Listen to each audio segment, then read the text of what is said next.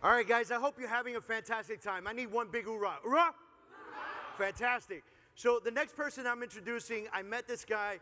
He was doing a presentation here in Fort Lauderdale. Was it in Fort Lauderdale? No, it was in Miami. It was in Miami. He was in the Doral area. He was in a restaurant. And I was very interested in what he was putting together, so I shot out there to meet him. And while I was at the presentation, I was impressed with what he was doing because it was everything that I had dreamed that should be happening with realtors or mortgage professionals or salespeople for that matter, right? You'll often hear me say it doesn't matter if you're selling bicycles, lollipops, or houses. It's all the same shit at the end. You still have to develop and create clientele, and you have to have somebody to sell to, right? All right, so the next person I'm introducing is Mr. Mike Cuevas. Mike Cuevas created a program called Attractor, which was very, very, very awesome to me because what he did was create a system that teaches real estate professionals how to attract business versus chase it. I hope we can give this guy a big round of applause on the way up to the stage, please.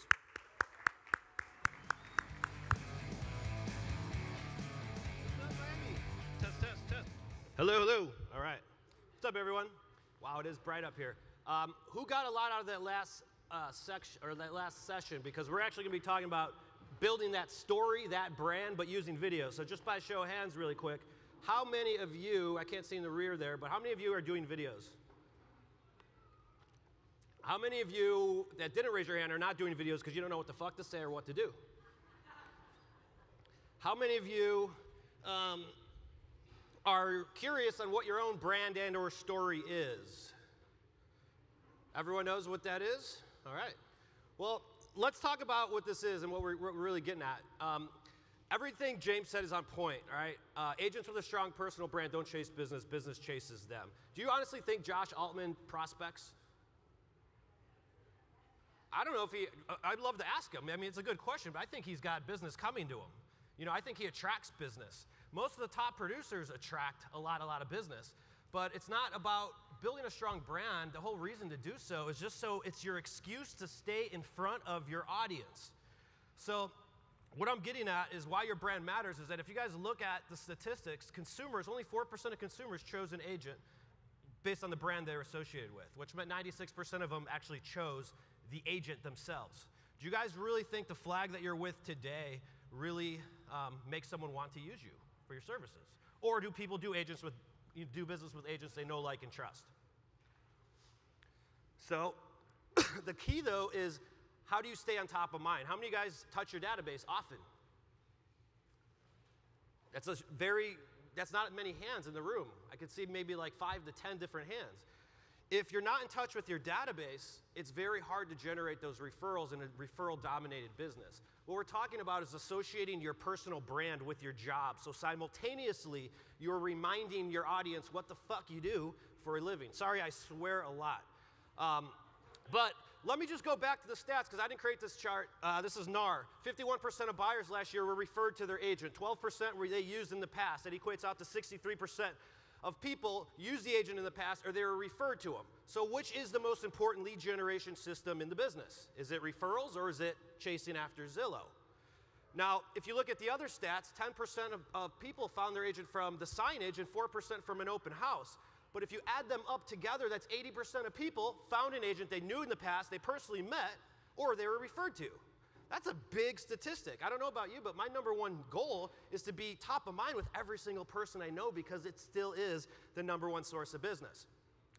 Now, the numbers, if you guys really look at the numbers on building a brand, and what I'm really big on is using the brand database, okay? What is a database? Well, your database is the people you know. It's anyone you'd invite to your wedding and their funeral. Those people are going to use someone they're referred to or someone they used in the past. Now, everything I'm talking about is just a mathematical computation, because statistically, 10 to 15% of the population moves each and every year. Last year is 14.19%. Since I've been doing this, it fluctuates around there. Now, that means 1 out of every 10, 1 out of every 15 people that you know this year, they're fucking moving, whether you admit it or not, and most of them don't even know it yet. Now, I don't market my database for their direct business, although it's nice that we get it when that comes about. I market it for the referral business, because every single person in your network knows one person they can refer you to. So how do you generate more and more referrals? If we compare what I'm talking to Zillow, who's bought a lot of Zillow leads here? All right, what is, on the Zillow leads, what is the conversion rate? How many phone calls or leads do you have to get to until you actually close a transaction? 5,000.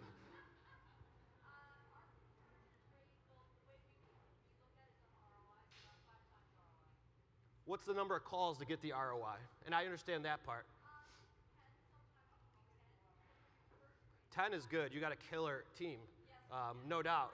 But a lot of people are 2 to 4% is what I see consistently. Mike Bernier, what do you do? 10% conversion.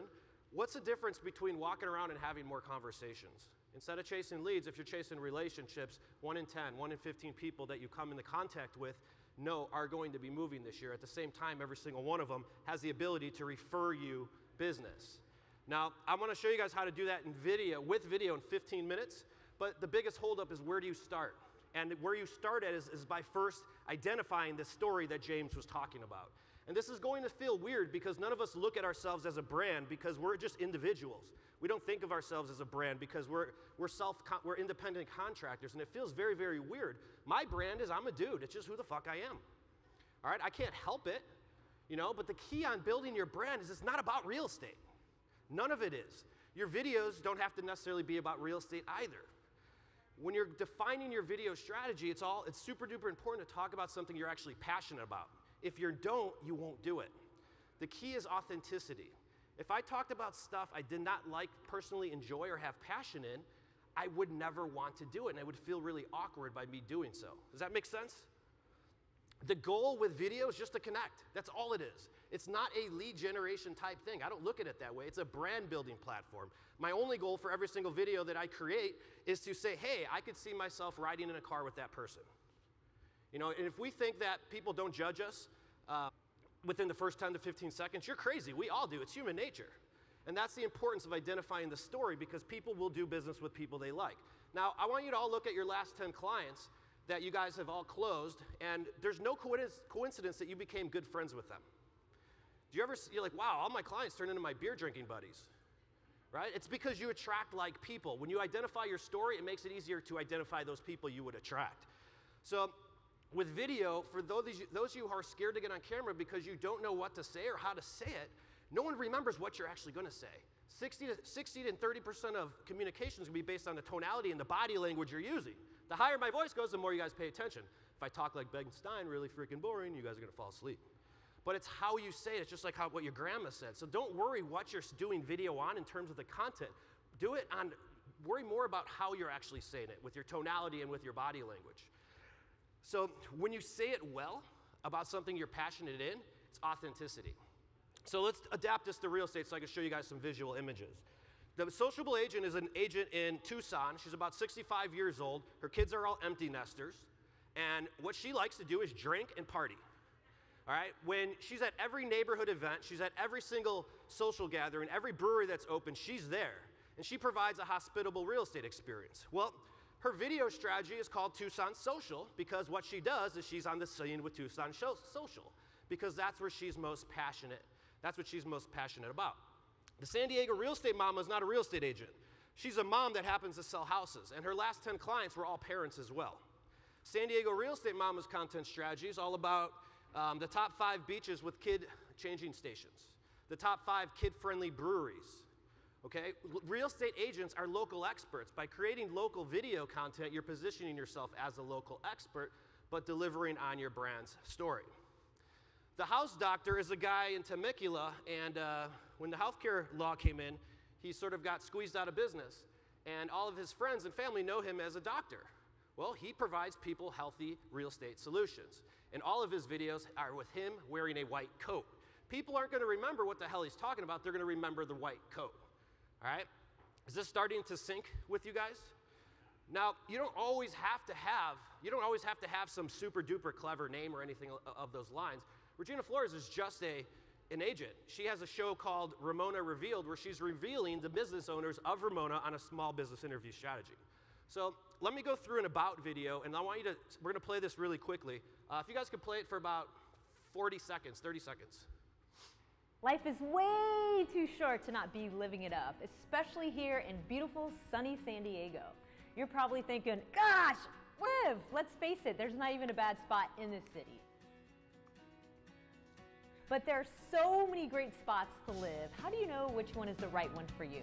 Maybe you want to be near the coast, but oh, parking stinks. Maybe you want to be in a neighborhood where you can walk to everything, but the square footage is a lot smaller than what you want. Look, I get it. There's so many decisions, but that's where I come in. Hi, I'm Monique LeBlanc, and I... All right, so we don't have time to watch the whole video, but Monique's story is that she moved to San Diego about 18 years ago on a vacation, and she never left, literally. And her whole brand is about living it up. Her tagline is living it up. So her brand story and her video strategy is creating San Diego bucket list type experiences because that's where she's most authentic, that's when she's most natural, and that's when she's in her element. When we released that video just on her personal page, she had 304 comments, 34 shares, and I'm not sure how many referrals she got out yet, but what I do know is that every single one of the people, she was speaking to her own tribe. Mo, that's so you. That is so you. You knocked it out of the park. You know, quite often we try to be people that we're not, and I feel like when we do that, we end up turning off more people. The other problem is that we try to appease everybody, when the truth is, we shouldn't, and we don't. Nobody appeases everybody. I wish I could be a luxury agent. I'm not. But I know that, and I use that to my advantage. That's when I came out with my dude thing, and it worked. I would attract dudes and other people that thought that was pretty funny. But consistency is absolutely key. Lori mentioned it. How do you adapt a video strategy? That one video will give you a little spike, but great. If you don't do it consistently, it's not going to work. It's like direct mail farming. How many people in here direct mail farm a neighborhood? All right, so after year 1, you get maybe a few listings. After year 2, you get 5 to 7, 3 to 5, whatever. After year 3, you get more. The point is that over time, as you show up to the door every single month, you build consistency, and then the people who are on the receiving end of that start saying, oh, there's our neighborhood realtor. That's our neighborhood realtor. That's how it works. Video is no different.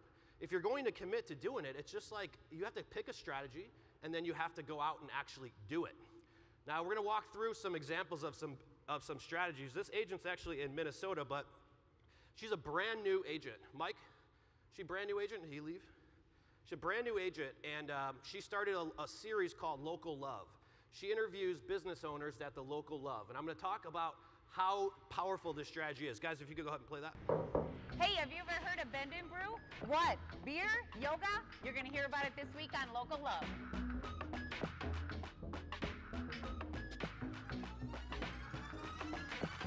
We are outside the Wicked Wart, one of my very favorite breweries in the Twin Cities. We're going to go in and meet the owner and find out why.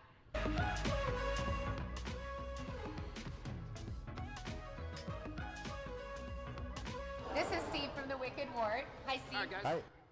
Is anyone doing videos like business type owner strategy with this in this market? You are? Are you busy?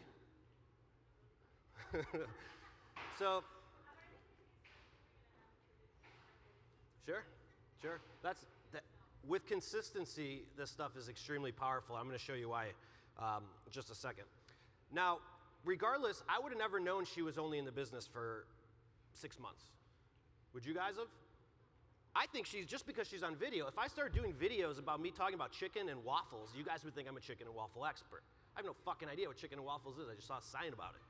So the point is that no matter what you do, it's an authority building thing. If I start filming videos of me cooking, everyone's going to think I'm an expert chef. I'm the worst chef in the world.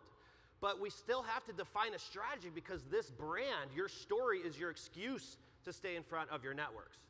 Now, with the business owner strategy in particular, regardless of where you're at in the market, 5 to 7% are small business owners. That's about the makeup of the population. Would you guys agree with that?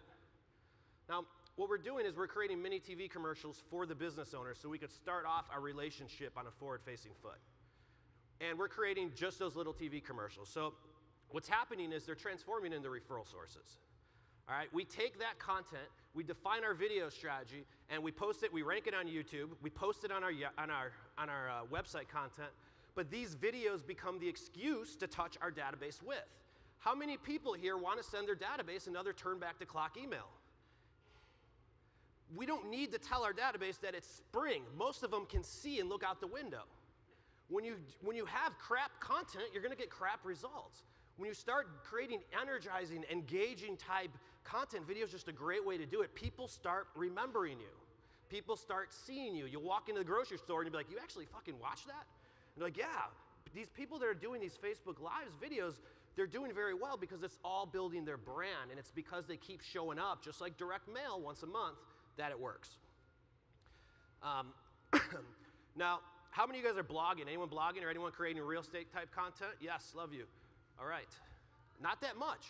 So if we want to create real estate content, first off, let me ask you this. How boring is like talking about interest rates or the market update? I had an agent come up to me the other day. She's like, we just did our market update video, and it took us 3 hours to shoot because it was so awkward. I'm like, because you're not passionate about it. Who the hell's passionate about a market update? Nobody cares. You see, if you identify that story, it doesn't have to be about real estate, because no matter what, your branding's always in the background. You don't have to keep telling people everything about real estate. I don't think people want to talk about real estate until they're in the market to buy or sell, personally. But I do think we need to keep staying consistent with them. Guys, we use green screen for all content videos. Can you play this a little bit? So there's been a lot of buzz about selling your house for cheaper with alternative means. But are you truly saving much more money by going and doing it all on your own? Makes me wonder. So what is your total savings? Could you really sell your house on your own through Zillow? Does selling your house on your own truly save you money? Answering these 5 questions will help your family decide if this is the best option. So what we use is green screen videos if we're going to talk about content, because it's got to be more interesting. You know, how many of you guys still watch the Talking Heads on Facebook as much as you did 3 years ago? Remember when Facebook Live first came out, everyone's like, oh, wow, holy shit, is that Billy on video? Everyone's like looking at Billy, holy crap. You stop and see what Billy's going to say. Now I'm just like scroll, scroll, scroll. So video has grown, like video has evolved, and we have to start creating better type shit that people consume. If no one consumes your stuff, what the hell's the point of creating it? But again, I'll go back to the exact same thing. My only goal is to connect, all right? All of this stuff that I'm talking about here is all brand awareness. All of it is brand awareness. Now with videos, the other thing I would do is I would rank those videos. Don't create content unless you know what people search for. So you reverse engineer what, people search for closing costs in Miami. That's a good one, by the way. Create a video on search terms that people type into Google or YouTube, and you rank them. Now let me walk through just a little bit of consistency, how this works. If you're going to do something like this, and if you're creating your own mini reality series is what it is. But you have to have consistency with it. Most people are going to do 2 a month. Now, if I commit to doing 2 a month, and you see my schedule here, this is February 2018, I've shot in those videos in January so that my publishing doesn't stop. Like, could you imagine if the news wasn't on at 9 o'clock or 10 o'clock at night? Could you imagine if Days of Our Lives wasn't on, ladies, anymore? Or The Bachelor, better yet, if The Bachelor wasn't on at 8 o'clock. There's a format and there's consistencies of what to expect. It's no different when you're doing this. Now, if you're going to do neighborhood videos, by the time you actually splash these and promote them, it's so inexpensive just to put your brand out there on Facebook ads or Instagram. It's very, very simple. You'll be there. You just want to be everywhere all the time. That's what this really is. Video allows you to do that. It's more impactful, in other words. Now, let's say I wanted to tie in a neighborhood video. Great, there's one on Friday. Oh, and I got holidays, I want to do something funny. And there's a couple listing videos. You could see that your schedule would fill in quite frequently. But a lot of the stuff you plan, like I can't control when the holidays are coming out, but I could pre-plan from when they do. I like telling my clients I love them on Valentine's Day, and I thank them for their referrals. That's the subject line. It gets opened really good. I love you. So, but the point is that I need the excuse to stay in front of them. This is a duplicate. So what's super duper important as we bring this back is that I want to give you guys several different examples, because in order to tie in the brand, you really do have to identify what that story is. And every single one of us has one, whether we want to admit it or not. Some of the stories that I've seen are crazy, but everyone has one. God only made one of you, and that means that you're unique. We all have our own fingerprint. You all have your own brand. It's just, what is it? So I'm going to give you some examples, and I think we'll end with this. I'll give you some good ideas. Homes by Hazel is the middle one. She's not a real estate agent. She's a bodybuilder, and she happens to sell houses to people in the fitness industry. Now, Financially fit experience is her tagline, but her media side is called San Diego Fit, where she's interviewing business owners of gyms, restaurants, organic shops, you name it. Evan Campbell is a watch dealer, or was a former watch dealer, high-end watches, like $50,000, $60,000 watches. And timing is everything, so his whole brand strategy would be based upon the concept of time. Is right now the time to sell your house? When's the best time to go to get Santa's pictures with your kids, that you're not waiting in the mall forever? You see, once you identify that theme or that story, the content strategy is unlimited, and it'll be consistent once you identify what the hell it is. Real Estate Marketeers takes an outside-the-box approach to real estate. He's actually in South Florida market. He's a brand new agent. He's already got 4 or 5 listings. Now, his media series is Outside the Box. I think it's Pompano Beach. Does that sound right? Outside the Box, Pompano Beach. He interviews businesses that are doing things outside the box. See, when you brand these businesses with your theme, you start associating your brand with them. It's very similar to Nike. Nike didn't. Do you guys recall a Nike a shoe commercial, or do you recall a story associated with Michael Jordan or Tiger Woods when you think of Nike? They've associated themselves with the stories of others so that when we think of their brand, we think of those stories. Does that make sense? Rodrigo, the Monopoly banker. San Diego Real Estate Veterans.com. Everyone has something that they stand for, but let me wrap this up right here. Here's how it works. Once you figure out what that brand is, that identifies your theme, your story, or your concept. If you're a mom, you're a mom. If you're a dad, you're a dad. If you're a vet guy, you're a vet guy. You're a military guy, but everyone stands for something. That becomes the excuse to stay on top of mind and market it to your database. And that's all I have. Thank you.